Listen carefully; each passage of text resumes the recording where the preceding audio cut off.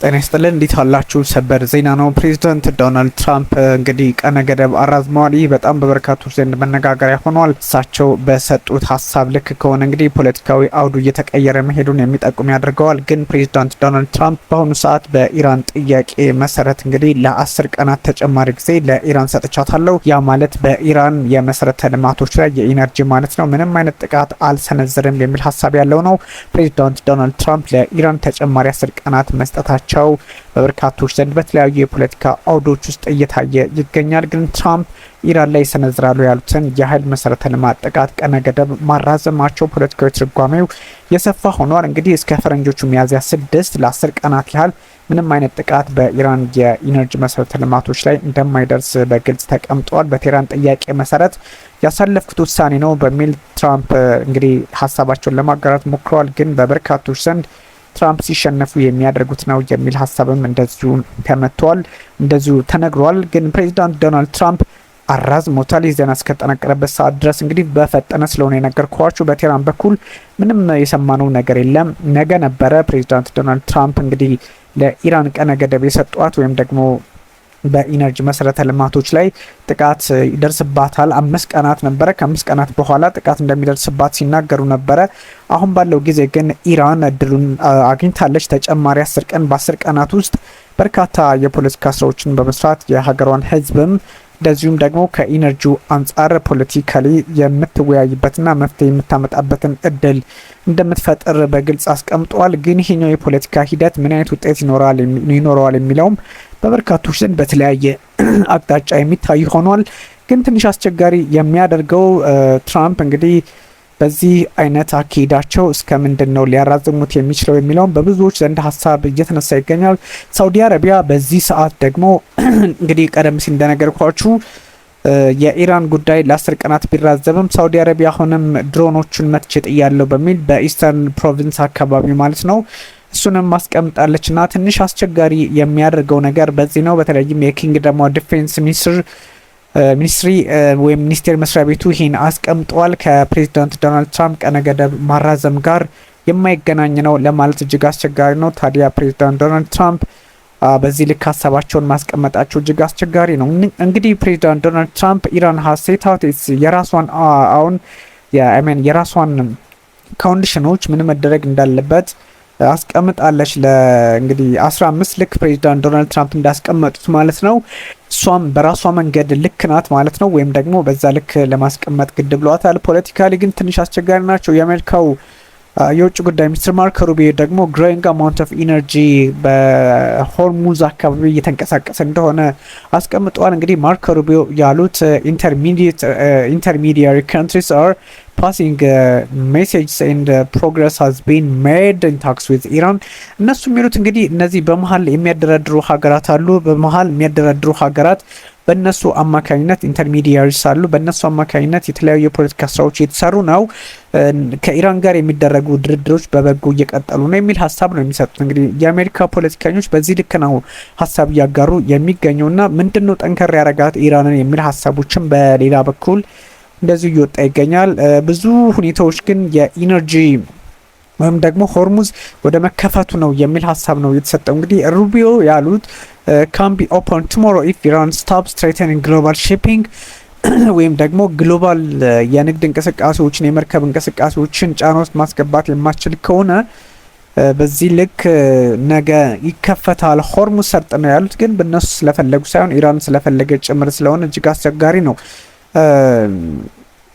በኢራን በኩል ያለው የፖለቲካ ሁኔታ በቀላሉ የሚታይ አይደለም እና 3 explosions here in Iranian city ሽራዝ የሚባል ነው። በጣም አስቸጋሪ ነው። በነገራችን ላይ ትንሽ የረገበ ይመስላል። ግን አሁን ፕሬዚዳንት ዶናልድ ትራምፕ እንደዚህ አይነት ሀሳቦችን በሰጡ ቁጥር ግን በሌላ በኩል ደግሞ እጅግ አስደንጋጭ ሀሳቦችን እንሰማለን እና ሄዝቦላ በሰሜናዊ እስራኤል ጥቃት ሰንዝረዋል። ሳይረን እንግዲህ አክቲቬት ሆኗል የሚል መረጃ እየተጋራ ይገኛል እና በጣም ብዙ ዲቴይል ነገሮች እየወጡ ይገኛል። ከዚህ አንጻር ደግሞ የአሜሪካው ፕሬዚዳንት ዶናልድ ትራምፕም የራሳቸውን የፖለቲካ ቅርጽ ቢፈልጉም ላይሳካላቸው ይችላል እየተባለ ይገኛል። እንግዲህ አንዳንድ መረጃዎች እንግዲህ በሊባኖስ እስራኤል ሊባኖስ ላይ በፈጸመችው ጥቃት 1116 ሰዎች ህይወታቸውን አጥተዋል እና ይሄ ቀላል አይደለም። የአሜሪካ የመካከለኛው ምስራቅ ልዩ ተወካይ ወይም ደግሞ የፕሬዚዳንት ዶናልድ ትራምፕ የፒስ ፕላን አንዱ አካል የሆኑ ሰው ስቲቭ ዊትኮፍ እንግዲህ there are strong signs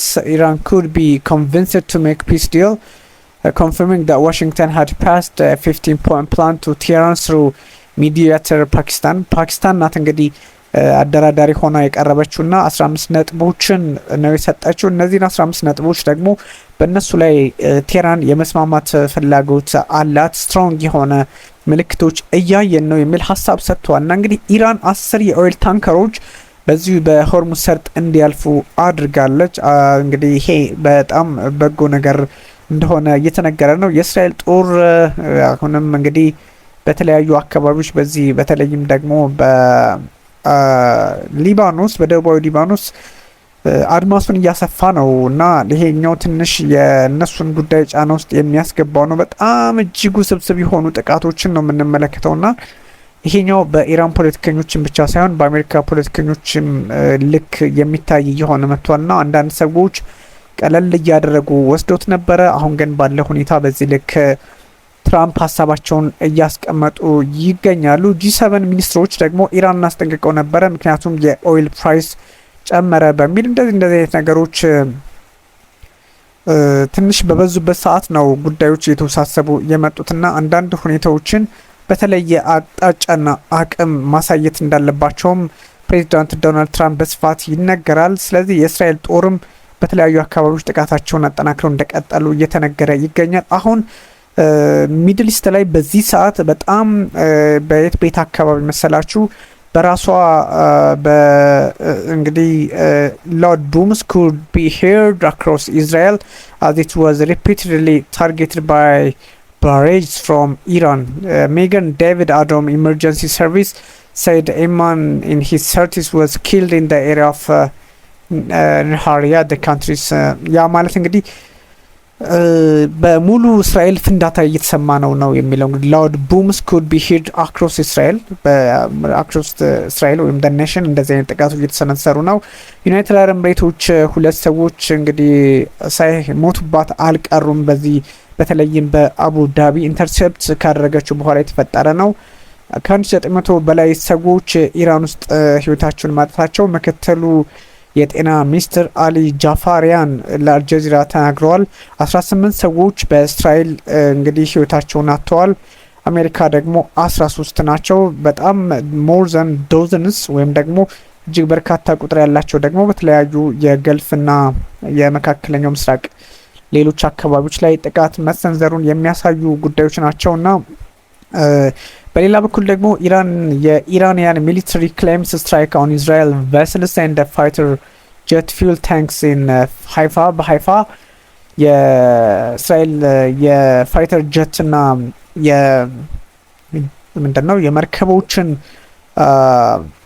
የነዳጅ ማከማቻ ፊውል ማከማቻቸውን መትቻለሁ ብላለች እና እነዚህ ፖለቲካሊ ውስብስብ ሆነው የቀጠሉ ጉዳዮች ሆነዋል። ምናልባት እንግዲህ ፕሬዚዳንት ዶናልድ ትራምፕ ይችን 10 ቀን መስጠታቸውን ተከትሎ አንዳንድ የፖለቲካ ለውጦች ይመጣሉ የሚል ተስፋም እንደዚሁ አለ። አጭሯል ግን ደግሞ ብዙ ሁኔታዎች እጅግ አስቸጋሪ ነው። ትራምፕ እንግዲህ ፖዝ ማድረጋቸው በ10 ቀናት በበጎ ሊታይላቸው ቢችልም ምን አስበው ምን እየተደረገ ነው የሚሉትን ደግሞ ማየትም ያስፈልጋል። ትራምፕ እንግዲህ ኢራን ሌት ኦይል ታንከርስ ፓስ ትሩ ስትሬት ኦፍ ሆርሙዝ ፕሬዘንት ድሪንክ ቶክስ አሁን በአሁኑ ሰዓት ድርድር እየተደረገ ነውና በዛ ድርድር አማካኝነት እንግዲህ ኢራን በሆርሙዝ ሰርጥ 10 የኦይል ታንከርስ ወይም ደግሞ የነዳጅ ጫኝ መርከቦች እንዲያልፉ አድርጋለች ነው የሚሉት ፕሬዚዳንት ዶናልድ ትራምፕ። ወይም ደግሞ እዛ አካባቢ ያሉ ፖለቲከኞችና ትንሽ አስቸጋሪ ነው። በጣም ኢራን ጠንካራ ሆና ነው የቀጠለችውና ከዚህ አንጻር የሚታይ ነው።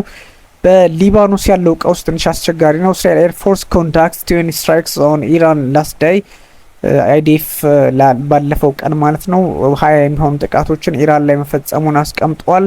እነዚህ ነገሮች ፖለቲካሊ የአካባቢውን ሁኔታ የሚለውጡ ናቸው እየተባለ ይገኛል። በጣም በቀን በርካታ ነዳጅ የሚተላለፍበት አካባቢ ላይ ደግሞ የሚፈጸሙ ጥቃቶች እጅግ አስቸጋሪ የሆኑ ሊቀጥሉ እንደሚችሉ ይነገራል። ግን ፕሬዚዳንት ዶናልድ ትራምፕ ቢሆኑ በራሳቸው የፖለቲካ ስሌት ልክ ብቻ የሚያስቡት መሆን እንደሌለበት እየተነገረ ነው። ይሄኛው በብዙዎች ዘንድ በተለየ የሚታይ እንደ በጎም የሚታይ ነው። እንግዲህ ዩኤስ ደግሞ በራሷ ፍላጎት ልክ ስምምነት እንዲደረስ ትፈልጋለች። ግን ፕሬዚዳንት ዶናልድ ትራምፕ ደግሞ ምንድን ነው ያሉት የሚለውንም ማስቀመጥ የግድ ሆኗል እና በጣም ፖለቲካሊ አንዳንድ ሁኔታዎች ነውጥ ያለባቸው እየሆኑ መጥተዋልና ለዚህ ደግሞ መፍትሄ ብለው እያስቀመጡት ፕሬዚዳንት ዶናልድ ትራምፕ በራሳቸው መንገድ የሚሄዱበትን ብቻ ሳይሆን ከሌሎች አገራት መሪዎች ጋር መመካከር፣ ስለ ፖለቲካው ሁኔታ መወያየት ያስፈልጋቸዋል የሚል ሀሳብ ነው ያለው። ግን ውይይቶች ቀጥለዋል። በበጎ ነው የሚሉት እንግዲህ እነ ፕሬዚዳንት ዶናልድ ትራምፕ በተለይም የውጭ ጉዳይ ሚኒስትሩ ማርኮ ሩቢዮ ግን ምን ማለት ነው ድርድሩ በበጎ እየቀጠለ ከሆነ አንዳንድ ነገሮች አዳዲስ ነገሮች የሉም ወይ የሚል ጥያቄም እንደዚሁ የሚነሳበት ደረጃ ላይ ደርሷል እና ለምንድን ነው ፕሬዚዳንት ዶናልድ ትራምፕ በዚህ ልክ ሀሳባቸውን ቀለል አድርገው ይሄን ጉዳይ ልንቋጨው ነው የሚል ሀሳብ እንደዚሁ እየሰጡ ያሉት የሚለውን በጣም ብዙዎች በጥያቄ መልክ እያነሱት ይገኛል። ፕሬዚዳንት ዶናልድ ትራምፕ ግን አንዳንድ ጉዳዮች ላይ የፖለቲካውን ቀለል አድርገው ለማየት ቢሞክሩም እሳቸው እንዳሰቡት እንደማይሆንላቸው ደግሞ ማሳያዎች እየበዙባቸው መጥተዋልና